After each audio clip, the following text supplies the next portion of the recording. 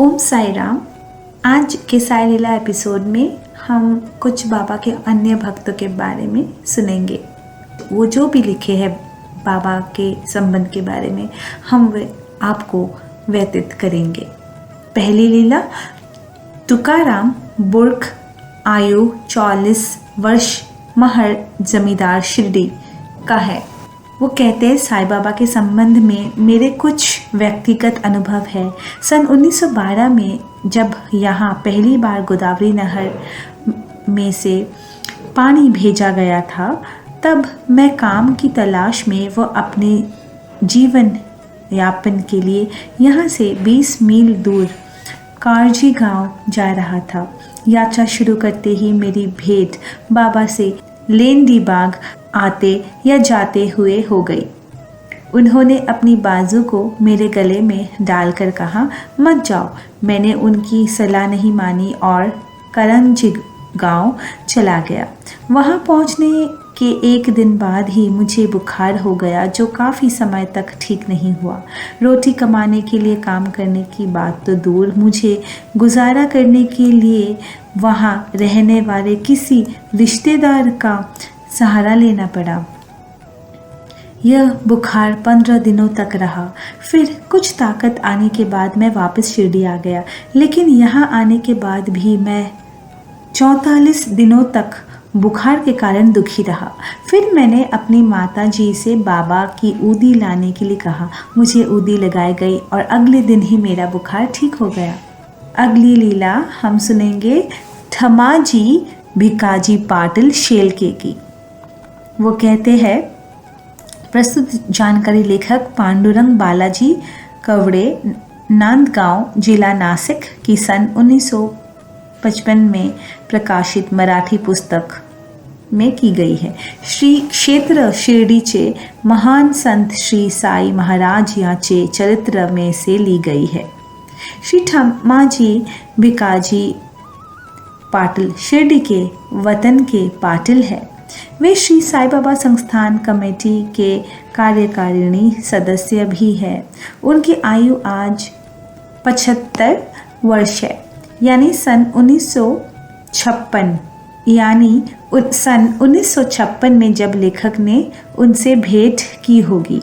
उन्हें बाबा के जीवन काल के 27 वर्षों के अवतार कार्य की जानकारी है। श्री ठामाजी पाटिल को बचपन से कुश्ती लड़ने का शौक था। गरीबी के कारण खुराक के लिए उन्होंने उचित मात्रा में दूध नहीं मिलता था। श्री साई बाबा बहुत लोगों को पैसा बांटते थे, उसी प्रकार वे मुझे भी कुछ मदद करेंगे। इस कारण वे बाबा के पास गए थे। उन्होंने देखते ही बाबा को कहा, बाबा साधु आदि इनका पैसा ठीक नहीं होता है, अर्थात संत महात्मा साधु आदि के रुपयों पर निर्भर रहना उचित नहीं होता। तुम खेत में कष्ट करो, यानी मेहनत मजदूरी करो, ज़मीन पर अच्छी तरह से हल चलाकर देखो, तुझे खेत के अंदर पीतल के मटकों में भरे रुपए मिल जाएंगे। श्री साई बाबा ने इन उद्गारों को आशीर्वाद समझकर ठामाजी पाटिल के कुश्ती लड़ना छोड़ दिया और वे मेहनत से खेती करने लगे। उनके पास बहुत थोड़ी सी ज़मीन थी। पुरखों से प्राप्त खेती को साहूकर हड़प गया था। अंग्रेजों का राज कानून का राज समझा जाता था, किंतु इसी राज में पसीना बहाकर खेती करने वाले लोगों का बुरा हाल था।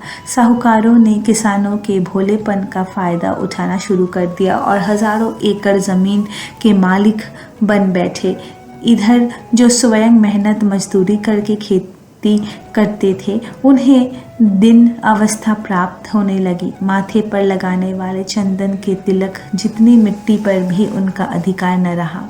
छोटे गांव खेड़ों में इस तरह लाखों परिवार दिखाई देने लगे। इसीलिए खेती करने वाले किसानों का वर्ग अंग्रेज राज्य में हमेशा के लिए अपाहिज बन गया। ठामाजी पाटिल का परिवार भी इन्हीं में से एक था। बाबा के आशीर्वाद से ठामाजी पाटिल दिन रात खेतों में मेहनत करने लगे। खेतों में अधिक मात्रा में पैदावार होने लगी। उन्होंने साहूकारों से किराए पर खेत लिए थे। उसमें परिवार के छोटे बड़े दिन रात मेहनत करने लगे। सबकी कड़ी मेहनत वो बाबा के आशीर्वाद के कारण उनकी खेती में चौंका देने वाला सुधार आया। इसी समय शिरडी गांव में नदी का पानी भी आ गया। इसका लाभ सब किसानों ने उठाया और बड़े बड़े लोगों के मालिकों में उनकी गिनती होने लगी। आज उनके पास 100-150 एकड़ गन्ने के खेत है।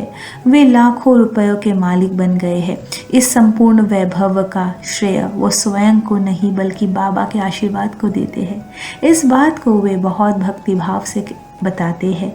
वे जब तक शिरडी में थे तब तक वे समाधि का दर्शन किए बिना अन्न का एक कर्ण भी ग्रहण नहीं करते थे।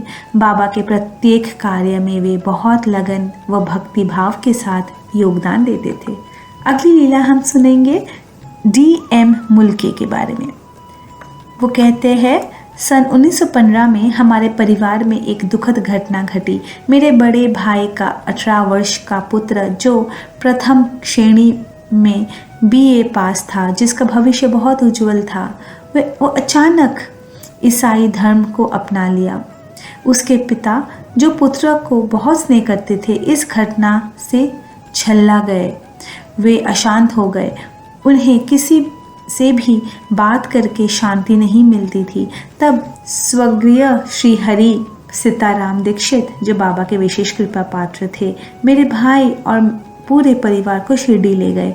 उनकी कृपा से माता पिता दोनों ने एक बार जीवन में फिर से शांति प्राप्त की।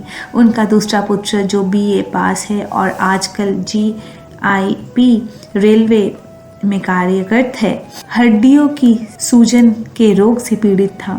उसका इलाज मुंबई के प्रसिद्ध डॉक्टरों ने किया था, लेकिन उसे कोई लाभ नहीं हुआ था। इस लड़के की हड्डी में एक घाव था, जिसे भी श्री साई महाराज की विभूति और उनकी दया दृष्टि से ठीक कर दिया था। किसी प्रकार इन्होंने बाबा का भजन कीर्तन और समय समय पर शिरडी जाना आरंभ कर दिया। मुझे इस विषय में कोई जानकारी नहीं थी। सन 1916 में मेरा तबादला मुंबई हो गया। मैं सरकारी कर्मचारी था और मुझे पार्ले कार्यशाला के संपर्क में रहकर काम करना था। वहाँ रहने पर मैंने देखा कि मेरे भाई के घर गुप्त रूप से भजन कीर्तन किया जाता था। अब तक मैंने तो श्री साई बाबा की चित्र के दर्शन तक भी नहीं किए थे, लेकिन जिस घटना का वर्णन अब मैं करूँगा, उसके घटने के बाद ही मैंने बाबा के चित्र का दर्शन किए। सन 1916 अक्टूबर माह की बात है। मैं बहुत बीमार हो गया। मेरा बुखार बिना रुके 105 से 106 डिग्री तक पहुंच जाता था। स्थानीय डॉक्टर हर संभव प्रयास कर रहे थे। दुर्भाग्यवश कोई सुधार नहीं हो रहा था। एक सप्ताह के बाद एक गुरुवार शाम को मैंने अपने भाई के घर साईं बाबा का पूजन होते देखा। वो भजन सुने।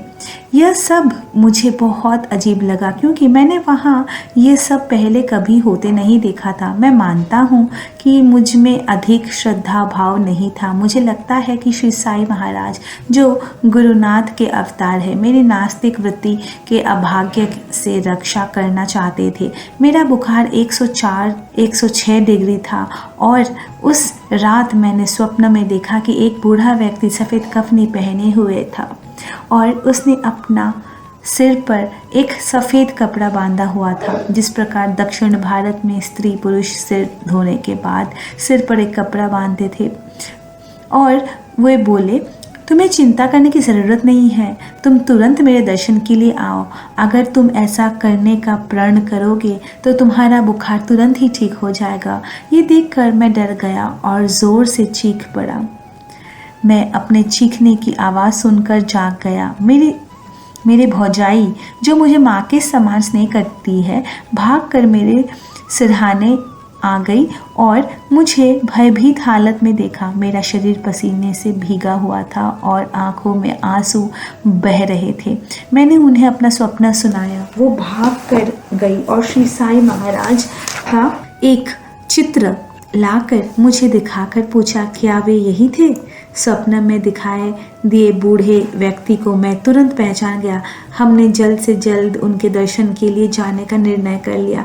मेरा बुखार ठीक हो गया और फिर दोबारा नहीं हुआ। मैं पूर्णतः स्वस्थ हो गया और अपने सभी कार्य भली भांति करने लगा।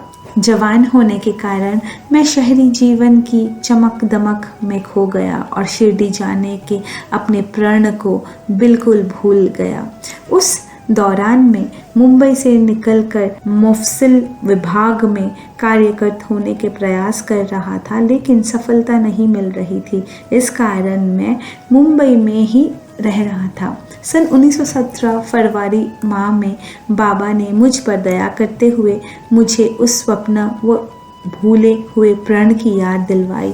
ऐसा उन्होंने इस प्रकार किया।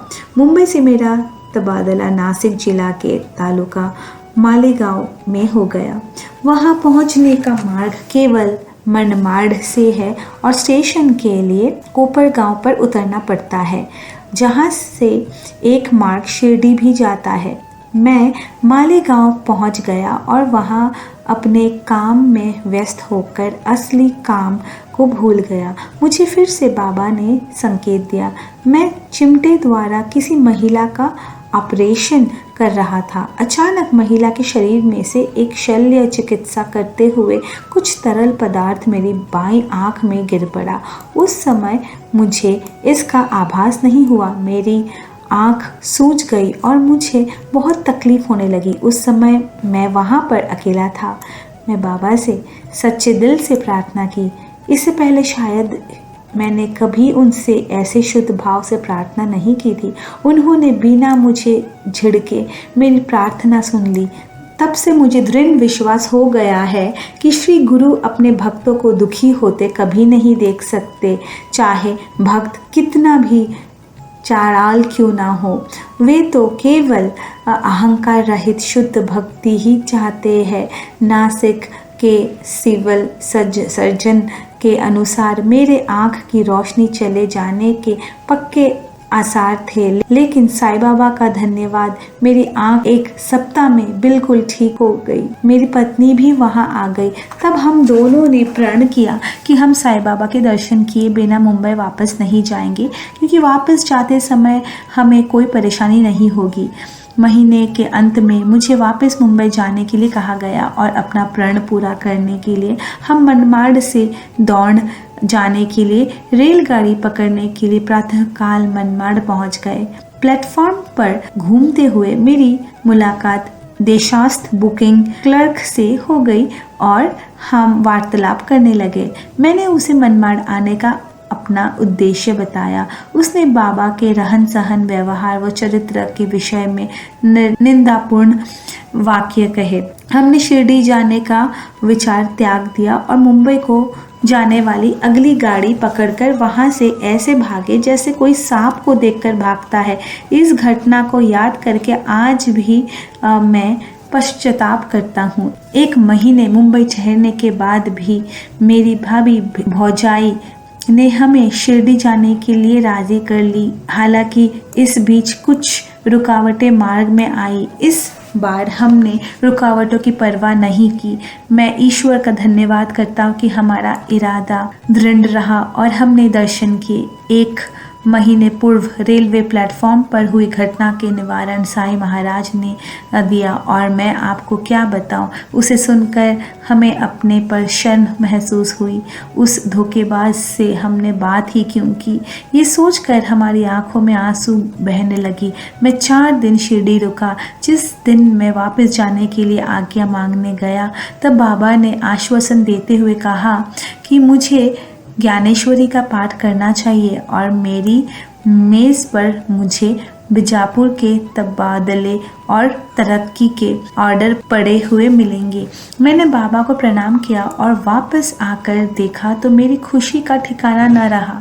वही ऑर्डर मुझे मेरी मेज़ पर पड़े हुए मिले। बाबा की कृपा से ही मैं पूरी लगन व निष्ठा से प्रति वर्ष ज्ञानेश्वरी का सप्ताह संपूर्ण कर रहा हूँ। मुझे मराठी भाषा का ज्ञान नहीं है। मैं मद्रास प्रेसिडेंसी कन्नड़ जिले का रहने वाला हूँ। मैट्रिक में मैंने कन्नड़ व फ्रेंच भाषा का अध्ययन किया था। अब भी जब मैं गीता का पाठ करता हूँ तो ये उन्हीं की कृपा से संभव होता है। बीजापुर में से एक रणभूमि में चला गया। युद्ध समाप्त होने पर मैं गड़ग आ गया। ऊपर बयान की गई घटना से मुझे पूर्ण विश्वास हो गया है कि श्री गुरु जी सदैव हमारा ध्यान रखते हैं, लेकिन हम अज्ञानी उन्हें पहचान नहीं पाते। कई मुश्किलें आती है और आती रहेंगी, लेकिन मैं जानता हूँ और मुझे पूर्ण विश्वास है कि बाबा सदा मेरी रक्षा करेंगे। ओम साई राम।